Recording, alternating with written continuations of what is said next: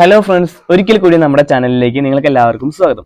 അപ്പോൾ ഇപ്പോൾ നമ്മൾ തണുപ്പ് കാലം തുടങ്ങിയിരിക്കുകയാണ്. നല്ല അടിപൊളി മഞ്ഞുള്ള അവിടെ ഇവിടെയൊക്കെ നോക്കിക്കഴിഞ്ഞാൽ മഞ്ഞാണ്. അപ്പോൾ എന്തായാലും പനിയൊക്കെ ഒന്ന് മാറി വരുന്നേ ഉള്ളൂ. അതുകൊണ്ട് നമ്മളൊരു ട്രിപ്പ് എടുത്തിട്ടുണ്ട്. അതുപോലെ തന്നെ ഈ ഉമിക്കരിയും കൊണ്ട് പല്ല് തേക്കുന്ന ആരെങ്കിലും ഇപ്പോഴും ഉണ്ടെങ്കിൽ പറയണേ. ഞാൻ എപ്പോഴും ഉമിക്കരിയും കൊണ്ട് തേക്കാറ്. കാരണം അതിന് ഒരുപാട് ബെനിഫിറ്റ് ഉണ്ടെന്ന് പറയുന്നിട്ടുണ്ട്. അതുപോലെ നമ്മുടെ പല്ലിലുള്ള പ്ലാക്ക് പോലത്തെ സംഭവങ്ങളൊന്നും അധികം ഉണ്ടാവാറില്ല. ഗോൾഗേറ്റ് കൊണ്ട് തേക്കുന്നത് അത്രയും, അല്ലെങ്കിൽ പൽപ്പൊടി കൊണ്ട് തേക്കുമ്പോൾ അത്രയും ഒന്നും ഇതിലുണ്ടാവാറില്ല.